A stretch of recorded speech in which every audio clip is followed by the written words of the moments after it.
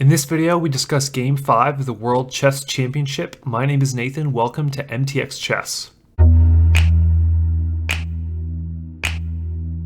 Alright, hello everyone. Welcome back to Game 5 of the World Chess Championship between GMs Magnus Carlsen and Nepomniachtchi. Today we have Nepo with the white pieces and Magnus with the black pieces. Again, it's Game 5. The first 4 games ended with a draw. Everyone's really excited to see what Nepo plays, and Nepo comes out with e4. After e5, knight f3, knight c6, bishop b5, we have the Ruy Lopez on the board. We've seen this from Nepo every game that he's played white, so this is now the third consecutive game where he's played white and has gone for the Ruy. Magnus has been pretty consistent this match with his response with a6, the Morphy defense. After bishop a4, knight f6, castle kingside, bishop e7, rook e1, b4, pawn b5, bishop b3, castle kingside from black. And if you've been following our videos on the World Championship so far, this exact position was reached in both games 1 and game 3. So every game where Nepo's had white. If you remember game 1, Nepo went for the kind of anti-martial h3. In game 2, Nepo went for a4. And in this game, game 5, Nepo again goes for a4. If you remember from game 3, what Magnus did here is he played his bishop to b7 basically to protect the rook, so that if exchanges were to happen with this pawn, the rook would be defended. In this game, Magnus plays a little bit different move, plays rook b8, still very standard move that's commonly seen in grandmaster play. After a takes b, now we have h3 from Nepo, showing up this g4 square. The reason why h3 gets played basically is because black is going to at some point expand their center with d6 or even d5, and white wants to keep this bishop from coming to this g4 square and pinning the knight to the queen. So this is an important prophylactic move in the position. Magnus plays d6, and these Ruy Lopez lines and Ruy Lopez Italian game lines they're master classes in how to control the center. So every move from kind of for the next 5 or 6 moves is all going to be about fighting for the center. So white plays c3, obviously getting ready to push d2 to d4. Magnus here makes the very logical decision to play b4 and challenge white center. So kind of challenging the center indirectly, but putting pressure on this c3 pawn right away. Nepo opts for playing d2 and with eventual d4 as opposed to just doing it in one fell swoop. After b takes c, we got b takes c, and right here, white is looking pretty good. If they get the chance to push d4, though, for instance, if black plays a move like h6, d4 from white, we get exchanges here on d4. If the computer will let me do it, there we go. And now white's established a really nice pawn center, and this is really all you can hope to get out of the opening from white. Obviously, they've got a center pawn majority. This bishop is not under attack because of the queen. But this didn't happen here because Magnus didn't go for h6. Instead, Magnus obviously saw all of this and decided to play d5. So basically, Magnus is attacking the center before Nepo can. After knight bd2, d takes e4, d takes e4, and bishop d6. Kind of an interesting move here from Magnus, but you realize that this bishop is really not doing that much. White's bishop is not going to come to this g5 square because it's blocked by the knight, so it would take a couple moves for white to establish any sort of pressure on the queen through the knight. This pawn is a weakness in black's position, as is this pawn. This is an open file here that black wants to shore up, and I think this bishop d6 move makes a lot of sense. You may be thinking, well, what about white having this really nice c4 square for the knight to come and trade off the knight for the bishop? Wouldn't black want to keep the bishop pair? I think in this position, Magnus rightfully understands that, hey, if white is going to give up their knight for my bishop, that's totally fine. This bishop's not great. It's blocked in by this pawn. The way black would recapture would be capturing with the c pawn, and they'd end up, for instance, after knight here, and let's just play a move for black. In this position, black has the center pawn majority. Their light square bishop kind of comes alive. Their queen's going to get developed, and their rooks will be connected. So this is actually not that bad of a position for black, despite the fact that they've given up the bishop pair. So bishop d6, a smart move for Magnus. White here played queen c2, and after h6, knight f1. So the idea with knight f1 is twofold. White's gonna put a rook on this open d file, and this knight is gonna maneuver very nicely to this e3 or this g3 square with outposts on f5 or an outpost on d5. Black plays knight e7. White plays knight g3. So you see the knights here are kind of jockeying for this square right here. Black plays knight g6. Kind of Magnus in these last couple moves has really recycled his knights to the side of the board. You can see that this is the path of this knight right here. And here White plays bishop e3. So both players continuing their development, improving their pieces. Here Magnus plays what I thought to be a really nice move, and that is queen e8. So what's the idea behind this queen e8 move? Well, this light square bishop doesn't really have many great squares. Obviously can't come to this square. Doesn't do much on this square because it blocks in the rook. And this square doesn't really do much either. A great square for this bishop would be e6. The problem with bringing the bishop to e6 is that after bishop e6, we get an exchange here, and Black's pawn structure is absolutely horrible. And so what Magnus does is he plays this queen e8 move so that later on, if the bishop comes to e6, if there's a capture, Black doesn't have to destroy their pawn structure. They can just recapture with the queen.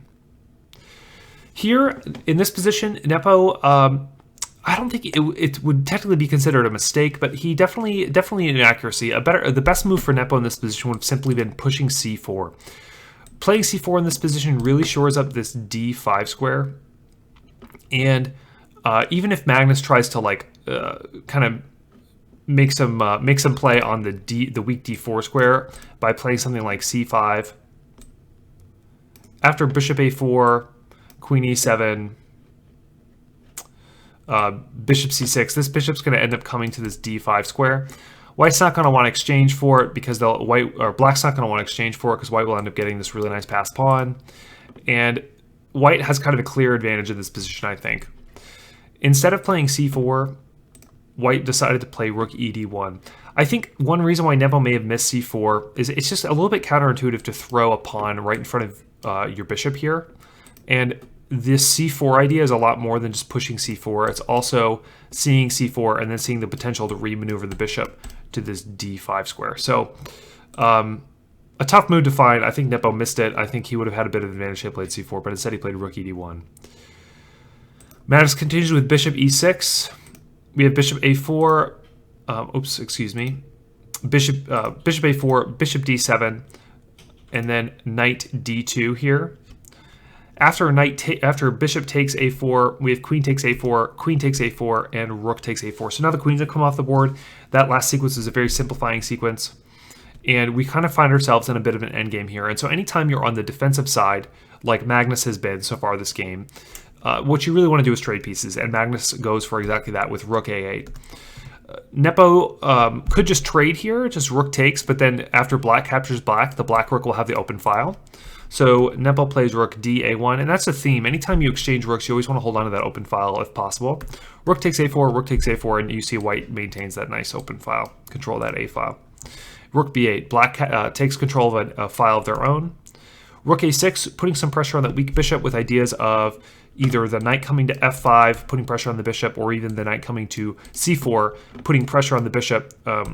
If the knight came to c4, putting pressure on the bishop and also putting pressure on this this e5 square. After knight e8 from Black, very logical move, putting just basically defending, shoring up that bishop. We've got king f1 from White, and just a smart move from Nepo. And just to take a page out of these guys' books, when you are playing in the endgame and the queens have come off the board and people, we're starting to remaneuver our pawns and minor pieces, the king really becomes one of the most powerful pieces on the board. So bringing the king in early to an endgame is often the difference between winning and losing, especially at the highest levels. Here, Magnus played what I just think is a fantastic move. I mean, it just really goes to show you how brilliant these guys are in understanding chess. I mean, the hard part of chess is not knowing the concepts. The concepts are easy. Put your pieces on good squares, exchange when you're defending, all these kinds of things, take control of open files. What's difficult is to know which concept applies to which position. And Magnus, I think, looked at his position, liked his rook on a nice open file, understood that this knight was a key defender here, understood that this bishop was kind of holding the pawn together, understood that king was decently placed, and figured The only piece that needs improvement is this piece right here. And so he plays this knight f8, which doesn't really make sense, but you realize that the knight is coming to this really active e6 square, and that's a huge improvement for the knight. White continues with knight f5, and now we have knight e6. So now we see the purpose of Magnus's knight f8 move. After knight c4, white just building up pressure here on the bishop and here on the pawn. We get rook d8, again, black defending this bishop. You can see that this d6 square has really become the focal point for white, and so it's also the focal point for black in terms of black's defense. f3, f6, shoring up the weak pawns, g4 from white, king f7, h4, bishop f8. So why was bishop f8 played? Well, again, this bishop's going to target this whole sequence. Obviously, I think now that this pawn is defended by f6, black has the option of playing bishop f8 and cycling this knight up to this d6 square where the knight can be more active. And again, black being on the defense here, black going for some exchanges, possibly an exchange here on d6. After king e2, knight d6, knight c takes d6, and bishop takes d6. At h5 for white, a great kind of endgame principle is always to take space with your pawns if you can afford the time to do it. So obviously taking away this g6 square. Black cycles back with bishop f8, and you can see here there's just really not much going on there's not really a clear way for white to break through. Obviously this knight's defended. This pawn's really probably never going to move because white has no checks, and so it's really unclear what white is able to how white is going to break through in this position. So after knight e5, we got king e8. And after rook d5, rook a8. And so what's going to happen, basically the white was going for a rook exchange to get a pawn imbalance. What would have happened here if black would have taken this knight is now white has two pawns versus black's single pawn, and white also has a tempo on this knight. That would have been favorable for white. Obviously Magnus is not going for any of that. He's going to play rook a8. And after rook d1, basically what the purpose of rook d1 is you don't want to allow black to get down to this rank down here and then come back here and either harass your king, harass your pawns, or kind of get to behind your position. So rook d1 was a move to kind of shore that up. After rook a2, rook d2, rook a1, rook d1, rook a2 check, rook d2, rook a1, rook d1.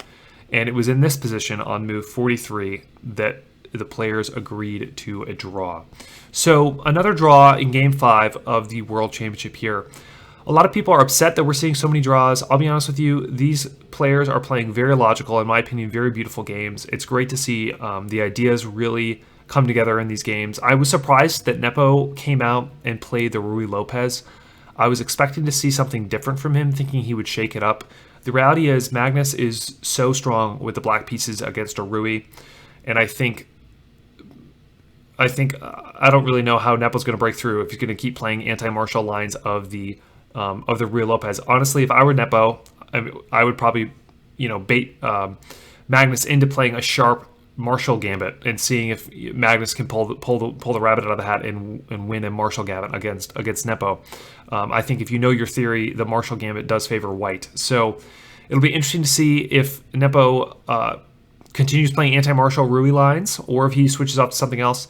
I think Nepo really surprised Magnus in Game 4 by playing the Petrov, and it'll be interesting to see if Magnus goes back to e4 in his next game.